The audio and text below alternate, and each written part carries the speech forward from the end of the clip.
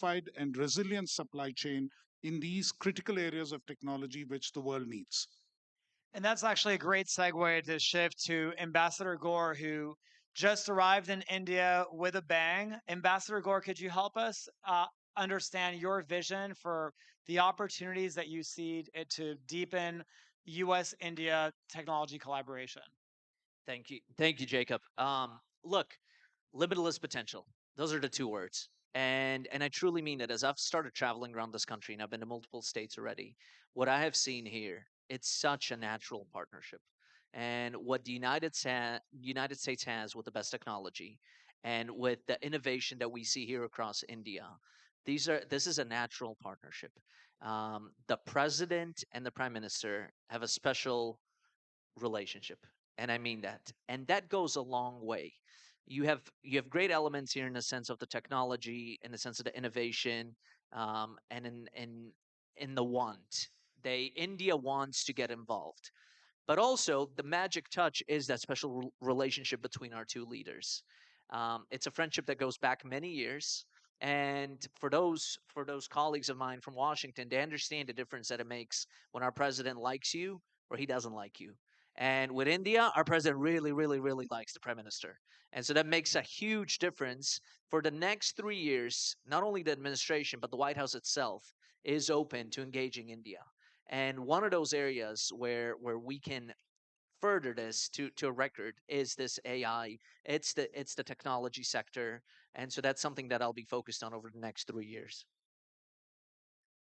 Thank you. Sanjay, could you help us understand a little bit what does the partnership between America and India mean for the security of the supply chains of a company like Micron, which obviously operates on a global scale?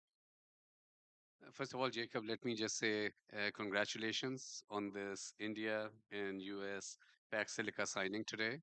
This is certainly a tremendous initiative and wonderful to see the collaboration between the two great countries on the technology front, semiconductors, and of course, resilient, secure supply chains. Micron, as I was mentioning earlier, a global memory and storage leader, and of course, Micron is headquartered out of US, an American company, and innovation powerhouse, 60,000 plus patents. We are here in India. We have R&D facilities here in India, absolutely contributing to leading edge memory design. Ashwini, Secretary Vaishnav earlier talked about 2 nanometer designs in memory. The most advanced designs in the world are also taking place here in India, very much in collaboration with our teams in the US. So it's an example, good example of how we are advancing AI forward. Memory is a critical enabler of AI. Just think of it this way, that if um, you know AI is the growth engine of the digital economy, then memory is the fuel. And that fuel is being, really developed, is manufactured between collaboration between US and India here with R&D teams here, but also manufacturing. And that's an important piece with Micron performing assembly and test operations here in the Sanand, Gujarat facility with investments with the support from the Indian government with 2.75 billion of investments, with time that will result in hundreds of millions of chips assembled and tested here. And that complements Micron's manufacturing plans in the US. Actually, as you look at our manufacturing plans in the US on the silicon side, as well as advanced packaging side, the work we'll do here will complement that, it will add to it, it will contribute to it in terms of AI in manufacturing, in terms of automation in manufacturing, refining and making workflows related to manufacturing more efficient. This will be a win-win partnership with Micron's investments in the US, getting the support of my and all the learnings of large-scale manufacturing of assembly and test operations here in India as well. So we are really looking forward to it. And its initiatives like Pax Silica absolutely ensure that there is successful supply chain resiliency and security built in to continue to build the AI infrastructure and advance AI for good for all humanity. Thank you. And Dr. Thakur, could you help us understand a little bit better the special connection between heavy data center investments and edge technology like smartphones and connected vehicles, especially in emerging markets? Well, thank you very much. And I first want to really congratulate on Pax Silica at a personal level. It's very exciting. We are doing this between our two countries. Truth be told, for my PhD, I went to Oklahoma, of all places, so I'm a Sooner. And pretty soon I realized that football, I don't have chance, so do silicon, so I worked on silicon. so, but the key is that first transistor built was really built on germanium produced near Oklahoma, germanium transistor, until we switched to silicon. And thank God we did. And Shockley made the first transistor in Bell Labs, and the rest is history. So our industry has always been dependent on this material engineering ability to work these minerals, deploy them into making the chips. And as far as the question about data center, I think the enablement of the data centers or AI is hardware driven, because AI was known long time, but the hardware was not ready. Our ability to compute was just not there. And as you have said, Undersecretary Halberg, that the 20th century ran on oil and steel. The 21st century runs on compute and the minerals that feed it. That is so true. So Pax Silica is just such a timely change. For us in India, the innovation and the drive we have is tremendous. 1.5 million engineers are produced every year. 20% of the global semiconductor industry design is done, the chip design is done by Indian engineers here in India. And we never really had any coercive issues in the design space. So I think this is a very, very natural fit. In terms of the progress we are making, I think 3 years ago, there was no investment in India on the semiconductor side. Today, we have more than 25 billion being invested in 10 different factories, including Micron and Tata Electronics. We are working on the first AI-enabled fab that will be producing the AI-specific chips in India. We are using the indigenously developed packaging technologies in Northeast Assam, where we'll be packaging all of the automotive and other chips those are at the edge being done for the US companies. Partnership-wise with the US, because semiconductors brings us together, we are working with companies like Analog Devices, Qualcomm, Synopsys, and Intel, where we have memorandum of understanding to work together to deploy the ecosystem. Sometimes we are the customers, sometimes they are the customers. So at a holistic level, that engagement moving extremely well. On mobile phone, we are producing now, I think this year, India produced mobile phones worth 70 billion in the last year, 30 billion of which were exported out. So there is just tremendous push all around in terms of manufacturing.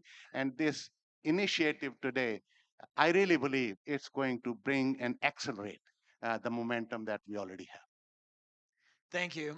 I want to end by zooming out and asking a question for all of our panelists that's a little bit more macro. And as we gather here in India in front of world leaders and business executives, and as the global economy undergoes this incredible change driven by the reorganization of our supply chains and the AI revolution, what is your message to this audience? And maybe we can start with Secretary Krishnan and work our way down. The message to this audience is that we need to align and ally on lines which really work for people who share values, for countries that share values, and to ensure that we do not become enslaved or do not become tied down to just one dependence. I think that is the critical thing. That is what we learned through the pandemic and through all the geopolitical upheavals. And therefore, we need to have trusted partners with whom we can work and trusted value chains so that technology can work for all of us in organizing this India AI Summit. I think what we have truly managed to do is to democratize an important element of technology. The people have been let into the room, and that needs to continue through valuable partnerships. Thank you.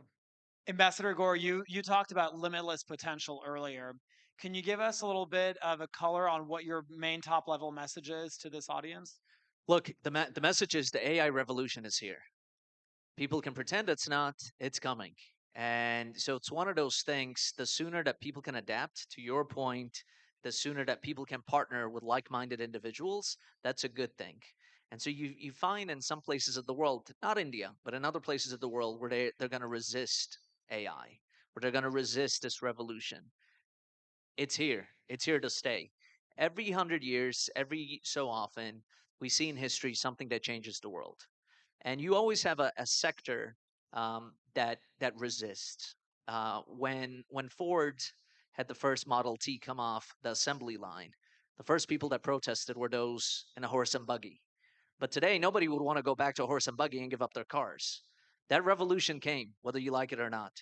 And the same thing is going to happen here over the next few years. And so, India and the United States being at the cutting edge of this new technology, embracing it, using it for good, and partnering with those who share our common values. We're the world's oldest democracy. This year, we're celebrating 250 years. India is the world's largest democracy. This is a national partnership for both of our nations. Thank you. Sanjay? Micron's vision statement, defined several years ago now, is transforming how the world uses information to enrich life for all. And that vision is truly coming to life today. This AI summit, the message of Sarvjan Hitai and Sarvjan Sukhai, welfare for all, happiness for all, is very much aligned with Micron's vision. US vision for AI in terms of national and economic security, and of course, the businesses and the global leaders around the globe working toward AGI, artificial general intelligence. All of this critically relies on memory and storage, and Micron is very proud to be at the center of it. More and more memory is needed. Micron is making the investments in order to increase the supply. But it's not about just the importance of memory and storage to advancement of AI. It's not uh, just about investments that Micron is making in the US to advance semiconductor supply chain, as well as in India and other locations. But it is also absolutely about initiatives like Pax Silica that really secure the future of supply chains and ensure that AI infrastructure and AI capabilities will be there ready to shape the world of the future. We are very proud to be part of this, very proud as an American company to be able to bring up advanced technology capability here in India, which will benefit our US operations as well. And very thankful to the partnership between US and India to jointly together define the future of AI and shape the future of the world. Thank you so much. Dr. Thakur, any closing thoughts for the audience? Well, thank you very much. As our Tata Sons chairman, Mr. Chandrasekaran, said yesterday, under the vision of our prime minister, India has treated AI as strategic national capability. So I see the declaration of Pax Silica as a response and an enabler, a codification of trust, and for us, the opportunity to work together. The expectation is laid out from the nations. It is now up to us to deliver on this promise as an industry. So Honorable Undersecretary Halberg, Ambassador Gore, I really want to thank you from bottom of my heart for Pax Silica. We'll make it work. Thank you. Thank you so much. Let's give a warm hand to our incredible panel.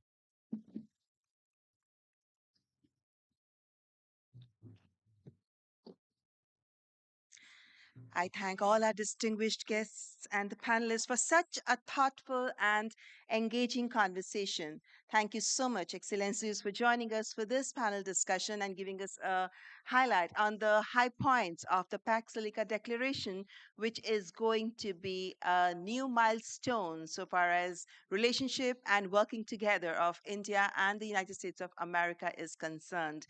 I must say congratulations to India, congratulations to the United States for entering into this declaration, this agreement, which is an important milestone. Also for this AI Impact Summit 2026.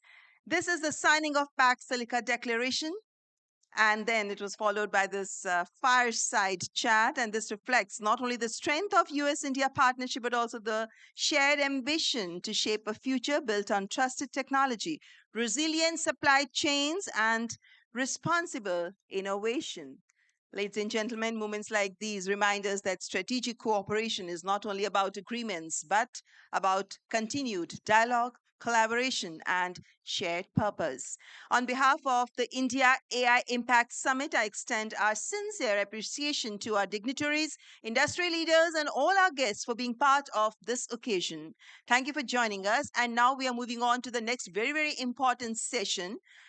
And before I invite the panelists for this session, I would like to also invite our distinguished keynote speaker. Now, I would like to take this moment to invite Mr. Michael Kratsios. He is President Trump's National Science and Technology Advisor, and he is Director of the White House Office of Science and Technology Policy. Before I invite Mr. Kratsios on the stage, I would like to request all our dignitaries and our distinguished guests to kindly take your seats.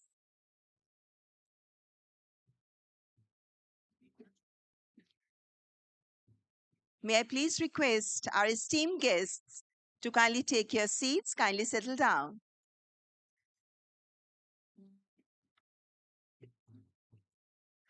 Ladies and gentlemen, please welcome Mr. Michael Kratsios.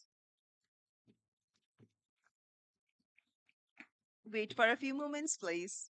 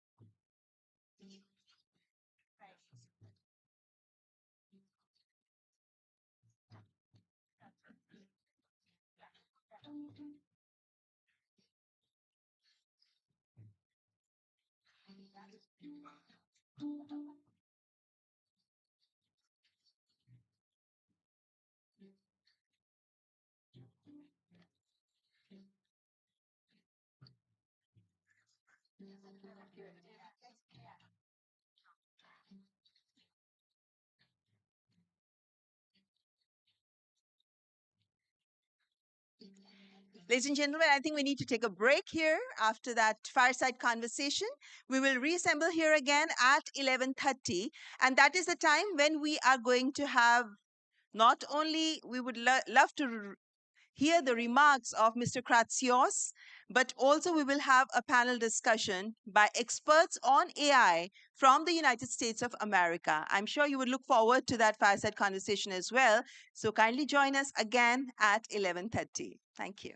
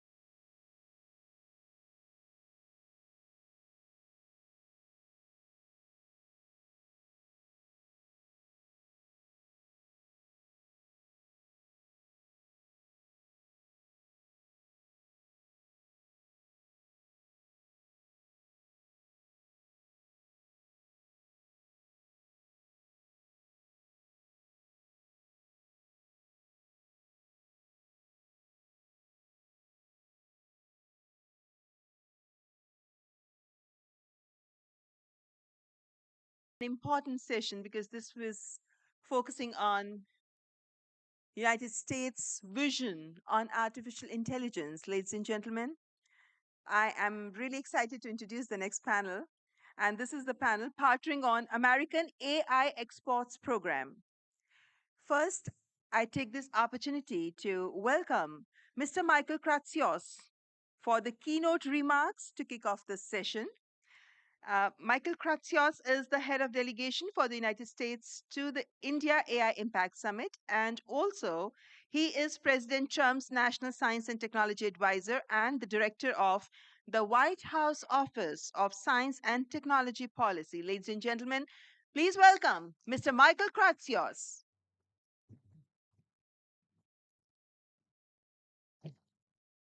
Good morning, everyone. Thank you to the distinguished heads of state, public servants, and business leaders participating in this year's India AI Impact Summit here in New Delhi. It truly is a great honor to speak with you as a head of delegation representing the United States. At this summit last year in Paris, Vice President J.D. Vance sought to refocus the AI conversation in his remarks from safety to opportunity. The future is something to be built, not awaited. And both the problems and solutions that AI presents are opportunities to make bold choices to better the lives of the people we represent. So today I want to call on each of you to join us as partners in an effort to build the AI future on behalf of your own nation and your own people. America is the birthplace of AI and the home of the frontier companies and hyperscalers that ushered in this critical moment. That is no accident. Within days of returning to the White House last year, President Trump recommitted America to AI leadership. He repealed the last administration's so-called diffusion framework, which prevented AI exports and placed partner countries like India in a supposed second tier. And last summer, the Trump administration released America's AI Action Plan, a strategy for winning the AI race based on 3 pillars: innovation, infrastructure, and international partnerships. Today, America's leading position is clearly visible in a booming US AI industry. Our biggest AI and chip companies have individual market caps that exceed that of the entire FTSE 100. Our 4 largest AI companies plan to spend nearly $700 billion on AI infrastructure this year. That is 3 times more than it costs to put American footsteps on the surface of the moon. And of the billions of people using America's leading AI platforms, more than 3/4 log in from your countries outside of the United States. Industry benchmarks show that American AI services are more capable and more cost-effective than competitors for nearly every application and offer greater robustness and security.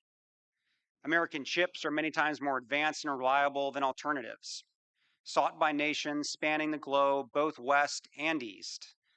And when competitor nations claim to have made breakthroughs in frontier models, US companies recognize the telltale signs of American innovation. The gold standard in AI is made in America. International discussion of AI has evolved, as this summit itself attests. We have moved from gathering to talk about AI safety to calling for AI action, and now we are here to consider AI impact. I think this is clearly a positive development, but it is not clear to me that these forward-thinking changes in how we describe these gatherings are much more than cosmetic. Too many international forums, such as the UN's Global Dialogue on AI Governance, maintain a general atmosphere of fear. We must replace that fear with hope. We cannot allow AI to become, as nuclear power was for many decades, a foundation for a future of abundance, abandoned and left unrealized. Ideological, risk-focused obsessions, such as climate or equity, become excuses for bureaucratic management and centralization. In the name of safety, they increase the danger that these tools will be used for tyrannical control.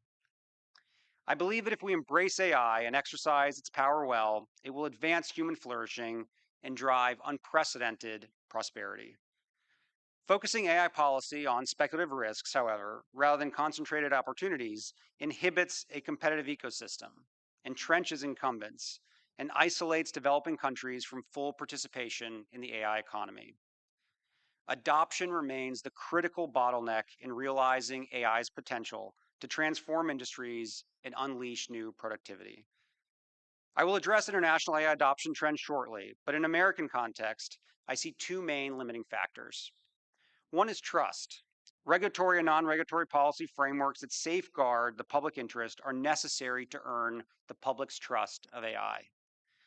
To give the American people confidence in these tools, the Trump administration seeks to support legislators as they construct a national policy framework that protects children, prevents censorship, respects intellectual property, and safeguards our workers, families, and communities. The other primary limiting factor to US adoption is regulatory certainty and clarity. It is our position that with smart updates to existing frameworks to reflect new technologies, realities, use case, and sector-specific regulation best allows adoption. This gives industry confidence that tomorrow's rules will be common sense developments of today's, allowing them to focus on creative development. AI governance must focus on the particular needs and interests of particular people, and so it must be local. As the Trump administration has said many times, we totally reject global governance of AI. We believe AI adoption cannot lead to a brighter future if it is subject to bureaucracies and centralized control. Prioritizing AI for your people does not mean joining international efforts that are either purely symbolic or a sacrifice of national self-determination. It does not mean constructing regulatory regimes that exchange your country's capacity to build and innovate for the self-satisfaction of technocrats. It does not mean isolating yourself, hoping to reconstruct the whole AI stack from scratch, even as you are left behind. Prioritizing AI for your people means pursuing a sovereign AI capability for your country now. This begins with rapid adoption of the best components of the technology stack available while your national champions work to develop their own. Real AI sovereignty means owning and using best-in-class technology for the benefits of your people and charting your destiny in the midst of global transformations. It does not mean waiting to participate in an AI-enabled global market until you have tried and failed to build self-sufficiency. Complete technological self-containment is unrealistic for any country because the AI stack is incredibly complex. But strategic autonomy alongside rapid AI adoption is achievable, and it is necessary for independent nations, and America wants to help. We believe that independent partners are critical to unlocking this prosperity. AI adoption is going to be open to all of us. That is why the president launched the American AI Export Program, and that is why I'm here with you today. The US setting the gold standard for AI means winning on the merits. We believe American companies and technology succeeds in open competition, and we want to lead an AI ecosystem that works with your local technologies, local data sets, local languages, rather than imposing global standards or pursuing vendor lock-in. America is the only AI superpower willing and able to truly empower partner nations in your pursuit of meaningful AI sovereignty. American companies can build large, independent AI infrastructure with secure and robust supply chains that minimize backdoor risk. They build it, it's yours. American AI companies and open source models can enable local training and fine-tuning with linguistic and cultural adaptation without embedded political orthodoxies. And cryptographically protected confidentiality and world-leading American security can help you keep your sensitive data within your borders and within your control. The Trump administration is passionate about sharing the benefits of American AI. And we have thought long and hard about how we can help make the AI future one of prosperous collaboration and peaceful competition together. The United States and the rest of the world can only fulfill and realize the amazing potential of this technology when we share an open, cooperative AI ecosystem built on top of localized, sovereign infrastructure. But as you know, while we use AI tools continue to grow worldwide, the pace of adoption and the sophistication of deployment continues to stratify. Developing countries are falling behind developed countries at a fundamental inflection point. Developed countries face adoption problems similar to America's and are primarily concerned with how their native technology companies will fit into the global AI ecosystem. But developing countries face two additional barriers to AI adoption. One is financing. The AI stack is expensive. Through the enormous energy and material demands of its infrastructure, it brings the digital transformation of our world back into a physical reality. Data centers, semiconductors, power production, all of these elements require physical labor and resources. The other barrier is a deficit in the technical sophistication needed to deploy AI tools as effectively as possible. To help facilitate worldwide adoption of trusted AI systems, the creation of a competitive, open, and interoperable AI ecosystem, and to further the efforts of the American AI Export Program in both developed and developing partner nations, today I'm pleased to announce a U.S. government-wide suite of initiatives of support. To integrate partner nation companies with the American AI stack, ensuring that no country has to choose between completing the stack and developing a domestic AI, we have established a National Champions Initiative. We recognize that partners need a chance to build their native technology industries and believe facilitating this will be a critical part of the export program. To facilitate the development of industry-led, open, and secure AI standards, and to give the public confidence in this next generation of technology, we are creating an AI Agent Standards Initiative. To empower developing partner countries to overcome financing obstacles as they import the American AI stack, the U.S. International Development Finance Corporation and the Export-Import Bank of the United States, the U.S. Trade and Development Agency, the Millennium Challenge Corporation, and a new World Bank fund have initiated new AI-focused programs. And to further enable AI adoption in the developing world, the Trump administration is bringing America's historic Peace Corps into the 21st century with the launch of the U.S. Tech Corps. This initiative will embed volunteer technical talent with import partners to provide last-mile support in deploying powerful AI applications for enhanced public services. In everything from energy and education to manufacturing and medicine to transportation and agriculture, I'm confident that the American AI stack can be key to unlocking new economic and social benefits for your people. The hope of the United States is that the pursuit of real AI sovereignty, the adoption and deployment of sovereign infrastructure, sovereign data, sovereign models, and sovereign policies within your borders under your control will become an occasion for bilateral diplomacy, international development, and global economic dynamism. The American AI Export Program exists to make that happen. The U.S. wants to share the American AI stack because this technology presents the opportunity to lead. As our nation's founders did 250 years ago, a revolution in human history to the benefit of all of mankind. These tools, used well, will unlock new knowledge for our growth and new sources of prosperity, and challenge us to grow the strength of our humanity to match our growing capabilities. American AI is settling a new frontier, but America does not seek to build this new future alone. So I ask you to join us. Thank you.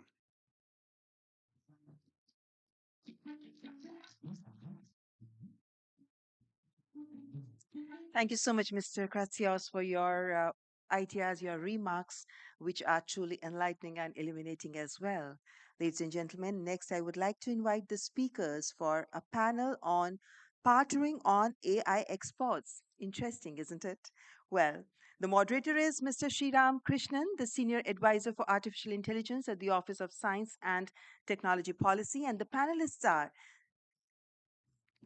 Department of Commerce Undersecretary for International Trade, Mr. William Kimmett, and Department of Commerce Deputy Undersecretary for Policy at the International Trade Administration, Mr. Brendan Remington. Please welcome the panelists. Over to you, Mr. Krishnan. Good morning. How is everyone doing? How is everyone doing? You know, first off, before we get started, I just want to say what a privilege and honor it has been for us to be here the last couple of days. I want to thank all of our hosts. I want to thank the Honorable Prime Minister Narendra Modi. I want to thank the huge team which has made this possible. It has been an amazing privilege. And especially today, when I was roaming the halls and I was here, I was just struck by the optimism of so many of the delegates and attendees here. In particular, I was struck by the optimism of so many young people. So I'm curious, how many of you here are students? Okay, can all of you who are students just please stand up? Okay, can everyone else give them a round of applause? Because I was just so blown away by the enthusiasm they have for AI, and the hope and the potential. And thank you for coming here. And I think you need to get back to studying after this. But thank you for coming here. It really blew me away. And so I wanted to say that just because I think that hope and optimism is what we in the Trump administration have really embraced when it comes to AI. And I think that's going to be a core part of when we talk about AI exports. So first off, I want to kind of introduce my distinguished fellow panelists. We have Undersecretary William Kimmett from Department of Commerce. We have Deputy Undersecretary Remington. Um, uh, Will, you've been, before we get on the serious stuff, you've been all over India for the last couple of days. No pressure, but what has been your favorite part? Everyone here is judging you.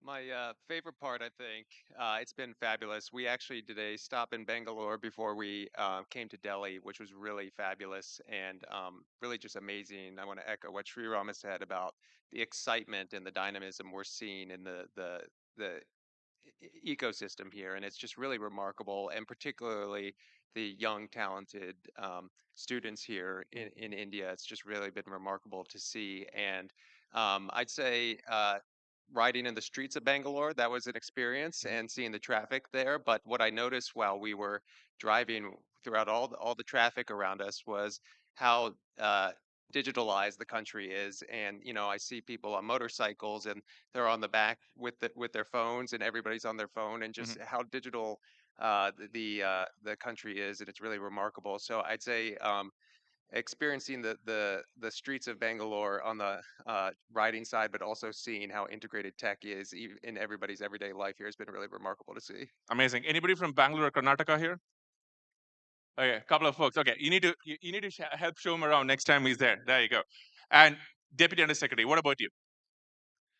Let's say the energy and the pace. I mean, it's just unreal. I'll stick with the driving theme. I think you can see it. It's both precise and it's decisive. Doesn't wait for you.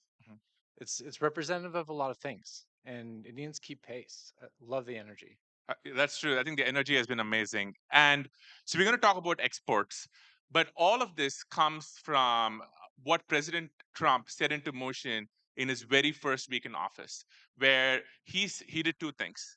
First, he rescinded the Biden diffusion rule, which, as Dr. Kratio said, made it near impossible for countries like India to access advanced semiconductor chips. Second, he tasked all of us with coming up with an action plan to deliver on what the country's, America's priorities should be when it comes to AI. And we did that in July, and we have come up with three priorities. First is to build infrastructure. AI needs energy, AI needs data centers, and we've been focused on building those in a way that works for America and works for our citizens. Second, we're focusing on innovation. How do we make sure that we have our entrepreneurs and we have our companies building the technologies that are necessary? But third, I think, is a spirit of partnership. How do we share these technologies that are built in Silicon Valley, in America, with our allies and with the rest of the world? And that's what we've been really focused on. And on that end, and Will, I would love to start with you. Could you talk a little bit about the AI export program that Dr. Kratsios talked about, what it means and why it is important? Absolutely. So certainly President Trump has made AI a national priority. And so, what does that mean? And when you think of the United States and our great tech companies, obviously we're doing what we can to support them. And of course, we're doing that for our national security, our economic security, and the success of our great companies. But how do we use that to share that with the rest of the world? And so, specifically on this AI exports program, the president issued an executive order last July that tasked the Department of Commerce with standing up the AI exports program. And what that is it's going to call for industry-led proposals of consortia that will offer full stack offerings to the world, and how we can promote the exports of those full stack consortia. So it's sort of a question of, what does that mean? What does full stack mean? And so we wanted to make sure we were as thoughtful as possible in this process. And so we issued a request for information, asking companies to give us information, tell us what might be helpful, tell us maybe what wouldn't be helpful. And we got a tremendous response from the industry. We got hundreds of submissions, and we have spent the last several weeks digesting those and understanding the dynamics that maybe we weren't aware of, and things we should think about as we craft this program. And we are putting the finishing touches on it. And the next step is going to be a public call for proposals from the industry to submit these consortia, and how we're going to shape that program to do full stack offerings and maybe other offerings as well. That's awesome. And Deputy Undersecretary, if I may come to you, maybe if you can just get into the details. We have guests from multiple countries over here. We have companies from all over the world here. Could you maybe break down the next level of granularity? How do these consortia work? If I'm a country, attending this event, or if I'm a company, what should I be doing? Sure. I'll start by saying you'll hear more on how it actually works, but I'll describe what we've heard so far and what people have asked of us. Mhm. We've heard really two motions. One is, how can we go outbound to the world? How do we help companies find buyers? And then on the other side, for foreign buyers, how do we make it easier for you? And so as we've looked at that, we've decided, and as we've approached it, we've looked at a couple different kinds of consortia. On the one hand, you would think, and what we've heard is, make it easy, make it simple, like t-shirt sizes, small, medium, large. I don't need 100 permutations. I just need to know what's available. But there are others who do want that special, very, very unique niche kind of thing, and to accommodate both of those. And we'll say in each of these, we're looking for simplicity. We're looking for elegant solutions. Our goal here is to make this easy for both sides, for both buyers, whether they are governments, whether they are state-owned enterprises or any sort, and then also for the real companies that we talk to, both the large ones, but also the small startups who are thinking, what should I do next? I'm in my Series A, I'm in my Series B. Should I sell abroad? Is this possible to make that feasible for them? And so if I'm a founder, should I come find you? Yes. Oh, there we go. Wow, I like putting him on the spot over there. So find him. Through the website, not me personally. He's the man. I think for the last couple of days, one of the remarkable announcements was the launch of Sarvam's new model, which I was really blown away by. And if you folks haven't checked it out, you should check out some of the technical details. It is really, really impressive. And I think that is a good segue to the theme of sovereign AI. We have countries all over the world who want to have a sovereign AI capability. What does it mean when working with some of the programs that we are talking about today, with if you're a national champion or if you're a country which wants to have sovereign capabilities? Sure. So I think the program is going to, of course, be built on the American AI tech stack. But then, like I said, what does that mean exactly? And so what it really means is, we want to set the foundation for possibilities as we're exporting to other countries. And so, in the context of a national champion, if there's a great company that wants to use American tech, we provide that foundation and then allow that national champion to build on that foundation of American tech. And so it's really providing a level of the tech stack to countries so that they can build on that with their great local domestic champions. I totally agree. I think one thing that when it comes to the stack is there are multiple parts of it. There are the chips, the GPUs, the TPUs, whether using NVIDIA or AMD or Google. For example, Sarvam has done great work working with NVIDIA on training their model. Then there is the model layer, there are agents or applications on top. So when we talk about the program and the stack, it is really you can pick as a company or as a country what part of the stack you want to build on, and there's a whole range of possibilities. If I could add one thing, we're trying to facilitate choice. We hear about AI sovereignty a lot, and there are many different versions of this, right? We hear about does every village need their own data center, right? Or does everyone need an LLM for like their specific context? Some of them just say, I want control over my data. I want to know where it goes. I want transparency. Because there's so many permutations, we want to offer these many choices and allow each country and each buyer to make those choices. And that is true. And I think I want to go back to what Dr. Crutcher said, and I said about the first week of President Trump being in office. He wanted to make it easy for other countries to get access to our technology, and that set this in motion last January. Next up, I want to move to use cases. A lot of countries all over the world that Dr. Kutch is talking about, and who are trying to figure out how to adopt AI, how to provide their citizens a better quality of life, better services.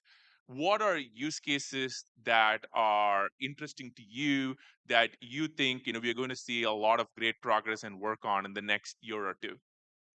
Yeah, so I think the ones that are interesting to me certainly are in emerging markets are both in the health space and the education space, and what we can do to bring AI solutions in those crucial sectors in various countries. And so working with like the Ministry of Health in an emerging market and coming up with a solution that would revolutionize their health industry to the benefit of their citizens, that's the part of the program that really excites me. Mm-hmm. Ben? Yeah, there's so many. I mean, this is so sweeping. But others that we've also heard have been agriculture, manufacturing, I mean, maritime, you name it. There are a lot of verticals that have so many new use cases and so many new applications coming out all the time. I think back to the simplicity point, organizing around verticals of one-stop shop. If you come here, this is where you can find offerings, has been something we've heard would be very useful.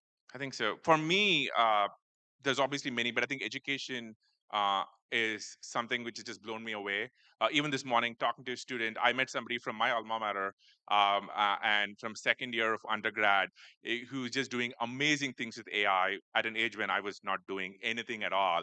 And that just fills me with hope and inspiration. Imagine every student, whether you could be 5 years old or maybe you're 50 years old, and having access to a teacher, a lecturer, a professor who never gets tired, who knows how to speak to you in a local language, can answer any single question. I think that is going to change so many people's lives. Okay, one last note. We're all working on AI. Just on a broad theme, what is something about AI, whether it's in the US government, whether it is how you're approaching your work, that fills you with optimism? I'd say for me, speaking, working for the government, we're talking about helping export US AI tech stack to the world. We actually, in the US government, need to do a good job also bringing it into government in a lot of the work we do. I run the International Trade Administration. And as part of that, we do a lot of analysis of supply chains and looking at things, and there are certainly better ways we can do that. So that's one area where I think as we're bringing tech to the world, we also need to do a good job of bringing it into the US government and helping us become more efficient as well. I love that. I absolutely love that. The US government, I mean, we've done a lot of work. If you look at the action plan, a lot of work on making things more efficient. And you? I'd say two things. The first, it's so sweeping. There are very few technologies that change like your personal life and your work life, and they're both going very quickly. The second is the hunger for this is so high. It's not hard. We don't have to sell AI in the sense of, do you want this? People want this. It's really, how should we best provide it to them? How do we help both sides of this? How do we help the companies and how do we help the buyers? And being in the middle of that and enabling that is very exciting. I agree. I think it's maybe a great note to end on. And I think I just want to close out by re-emphasizing something that the Ambassador Gore spoke about earlier, which is, these are two great nations, the world's oldest democracy and the world's largest democracy. Both countries I obviously have very, deep ties to. And a lot of this has been made possible by the special relationship between President Trump and Prime Minister Modi. And I think today, what you saw with the Pax Silica signing with Undersecretary Helberg and Dr. Kratsios, what you saw with Dr. Kratsios's announcement is such a remarkable moment. But for me, it is just the beginning of what is going to be an amazing, enduring technology partnership. But thank you so much. And thank you for being an amazing audience. And thank you.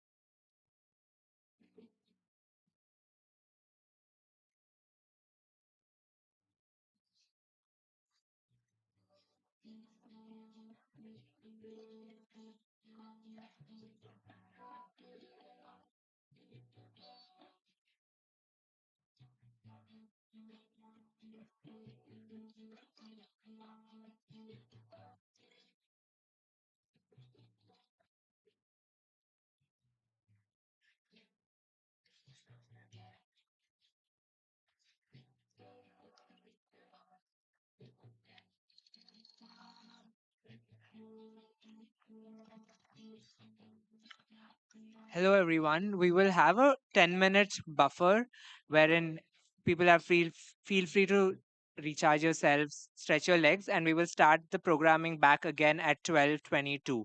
12:22 is when we are going to start again. So please, everyone, be back and be seated by 12:22. Thank you.